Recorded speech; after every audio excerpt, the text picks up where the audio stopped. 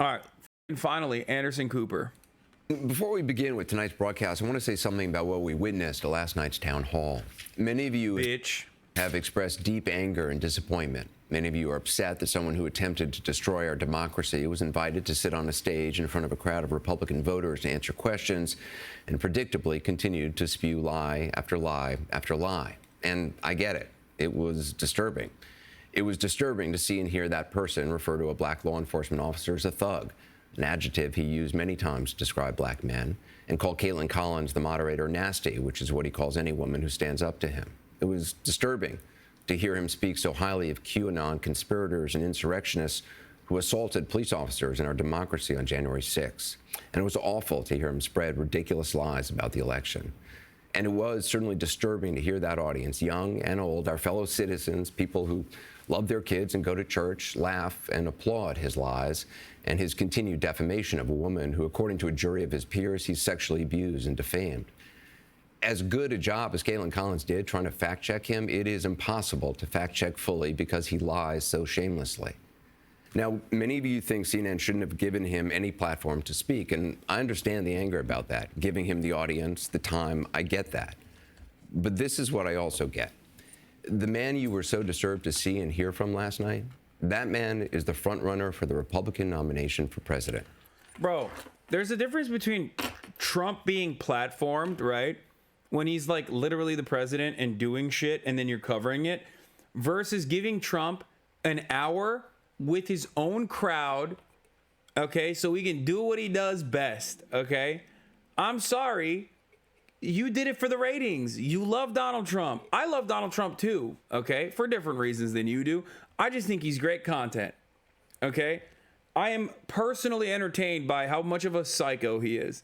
Part of that is because I've completely given up on the idea that there's any way to combat these people, that there's any sort of like meaningful change that we can make in this country. Part of the reason is because it's just not, you know, these guys in CNN, in that hold institutional power in mainstream media are people who also literally want Trump to be president. Okay? You love him for the same reason. Well, there's a difference. I don't want Donald Trump to be president, but if he's going to be president, at least let's have some fun times. You know what I mean? These guys actually do have some power to stop that. If I'm at CNN, I'm not putting him on there. Okay? If I'm a Democratic Party loving, individual, I'm not putting Donald Trump up there on that fucking podium in front of his goddamn fucking fans, dude. That's crazy. There's a difference between he's the front runner for the GOP. I know, but the fucking primaries haven't even started, dog. What are you talking about? You held a single person town hall for Donald Trump. Like, you don't need to do that. You want to hold a debate? I mean, you know, there's going to be debates. You know what I mean? It's impossible for there not to be debates. But like, that's entirely different than like having a fucking primary where you give him airtime with exclusive content that you were copy striking other people for watching, by the way. Like, it's ridiculous. Didn't Fox do that with Bernie Sanders? Yeah, and it was awesome. You want to know why? Because I like Bernie Sanders. And I think Bernie Sanders has a lot to say that the Fox News audience should hear from. That is precisely the reason why I don't like when CNN does this. But ultimately, I don't give a shit either. Like, let's be real. If it's Trump v. fucking Biden again, who gives a shit at this point? It's like, it's completely out of my hands. There's nothing I can say or do. It's just really funny to watch all of these media figures, though, like take this role where they're like, well, we're serious about this. You have to hear things that are disappointing and maddening at times because this man is the president and he's going to be the president again, by the way, because I'm doing everything in my power to make that happen. And according to polling, no other Republican is even close. That man you were so upset to hear from last night, he may be president of the United States in less than 2 years. He's saying it, dude. Let's go. Yeah. And I'll do everything in my power to make that happen. I, Anderson Cooper, a Vanderbilt, by the way, will do everything in my power to do that. And that audience that upset you, that's a sampling of about half the country. They are... Not true. Literally not true. That's not true. Why are they going... This is so 2016. It's awesome. Oh my God. Oh my God. Oh my God. That's so fire. Oh my God. This is literally like, hold up, we have to let them cook argument that we've heard so many times. It's so funny. Dude, they're gonna have Nazis on again, I think. Everything old becomes new once again. At the top of the hour, there's a 3-minute ad break. Your family members, your neighbors, and they are voting. And many said they're voting for him. Maybe you haven't been paying attention to him since he left office. Maybe you've been enjoying not hearing from him, thinking it can't happen again. Some investigation is going to stop him. Well, it hasn't so far. So if last night showed anything, it showed it can happen again. It is happening again. He hasn't changed, and he is running hard. You have every right to be outraged today and angry and never watch this network again. But do you think staying in your silo and only listening to people you agree with is going to make that person go away? If we all only listen to those we agree with, it may actually do the opposite. If lies are allowed to go unchecked, as imperfect as our ability to check them is on a stage in real time, those lies continue and those lies spread. If you're angry or upset, I understand, but you have the power to do something about it. You can actually get involved. You can make a difference, whatever side of the aisle you're on. After last night, none of us can say... Dude, why are you talking like you're not a part of the institution that you're currently defending, mind you, for like its role in actively propping up this big bad guy that you're still claiming is big and bad? I didn't know what's out there. I didn't know what's coming. We asked Republican senators for their thoughts about last night. Some preferred not to say anything. Others did. Here's a sampling of what we heard. What's the reason for you not supporting him? Where do I begin? President Trump's judgment is wrong in this case. President Putin and his government have engaged in war crimes. I think people saw last night what they would get with another term of... Yeah, that's what they were mad about.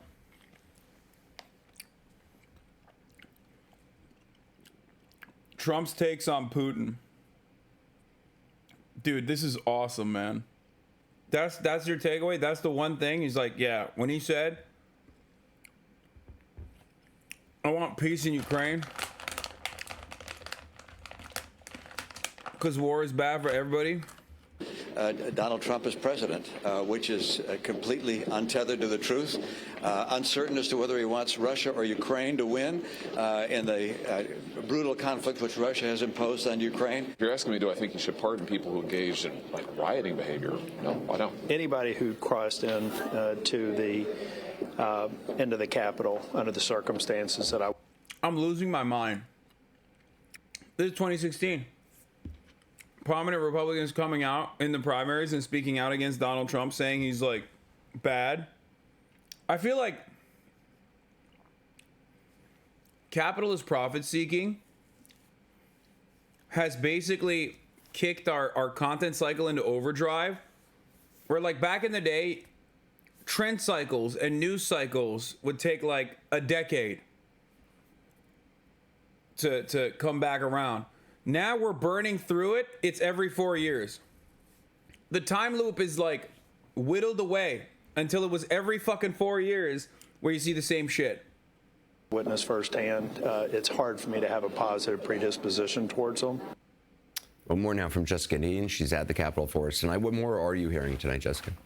Well, let's start first with the Republicans, both in the Senate and the House. You just heard from some Senate Republicans there, Anderson, and people like Senator Mitt Romney. That's somebody who has been pretty outspoken against former President Donald Trump. But it was somewhat surprising to see somebody like Senator Josh Hawley push back against some of his positions that he took last night. And what we heard again and again in talking with these Republican members who pushed back against and had very different opinions than former President Trump, it really kind of circled around three issues. It was Ukraine and Vladimir Putin, and if he is a war criminal or not, and who should win that war. It was January 6th, and former President Trump's pledge to perhaps pardon people who were here at the Capitol as insurrectionists who have been convicted and are serving time. And then it was also, of course, the debt ceiling, which is what looms very heavy here right now as they work toward that June 1st deadline and allowing the nation to default. Those were really the key issues. We also heard similar things from members of the House GOP who kind of came back to those same issues as well. But Anderson, even in hearing some of these Republicans speaking out against the former president, that's still just a handful of people. And let's be very clear, he still has an enormous amount of power and an enormous support system here among Republicans on Capitol Hill. And what about reaction from Democrats? Well, as you can imagine, Democrats have never been fans of the former president, and that certainly continued. And what we saw was the Democratic Party really trying to attach Donald Trump, the MAGA Republicans, which has really been their line that they have, that President Biden has used as well, to kind of put them all together as a party that is too extreme to lead. And that is the case that we heard them making. We heard the Senate Majority Leader Chuck Schumer talking about how President Trump has what he calls enormous sway over House Speaker Kevin McCarthy as he navigates these debt ceiling negotiations. We heard from Hakeem Jeffries, who leads the House Democrats, and he said that this was Exhibit A of the trauma that America would see if we have another 4 years with President Trump. And then we also heard from Richard Blumenthal, the senator from Connecticut, who said that if he were to pardon those January 6th rioters, that would be grounds for yet another impeachment in his eyes. So again, a lot from the Democrats that you would expect, really trying to stake their positions, make it very clear that they are quite different than the Democrats offer a very, very, very different view than Donald Trump, and attaching him to that far right wing of the party. Also interesting, Anderson, just to go back to the Senate Republicans for 1 second, we did talk to the Senate Majority Whip, John Thune, who said it looks like a lot of Democratic campaign ads were written last night.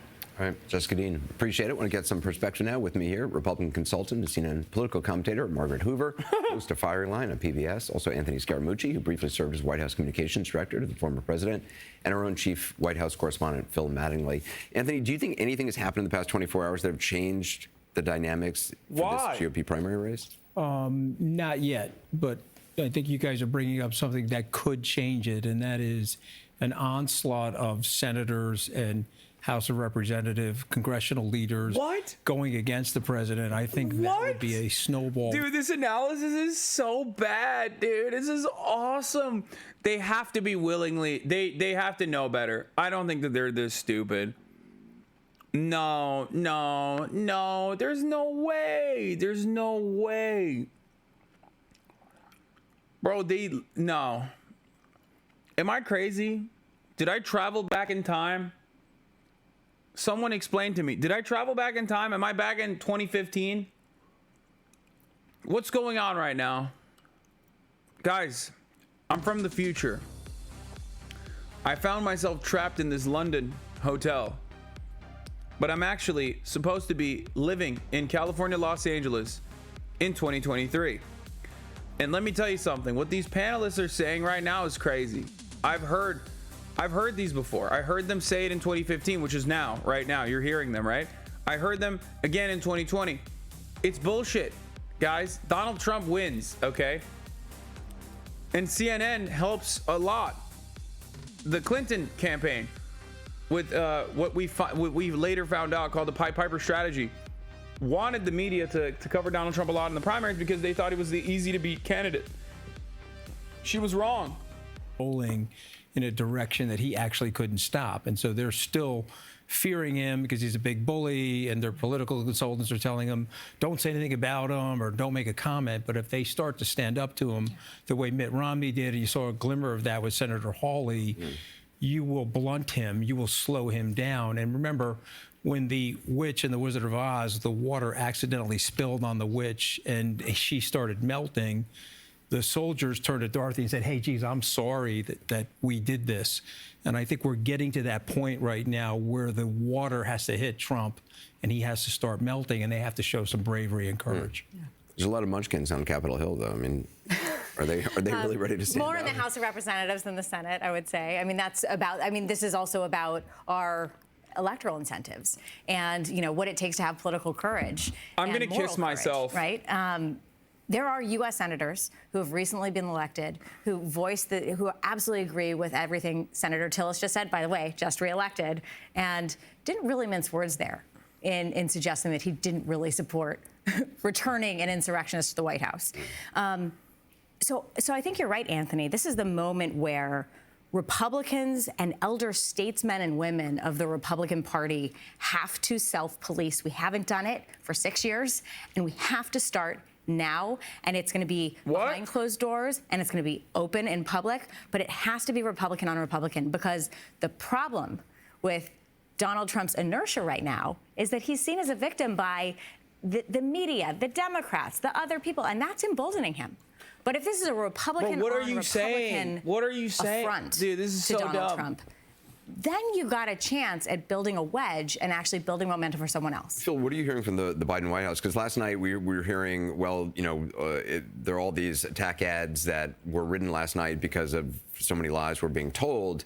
Is that putting a brave face on it, or I mean, no, it's not spin, and I think this is the value of, and I think the Republican senators are actually quite good at kind of surfacing this reality. When you take a step back from the very visceral passions of last night, one Democrat said this entire event was just triggering for our entire party, and I think we all get it and understand it. You addressed it. Triggering? Dude, that's so belittling, dude. Oh, God, I hate this. I can't watch this discourse. I can't. This is more triggering than anything they could have ever done, okay?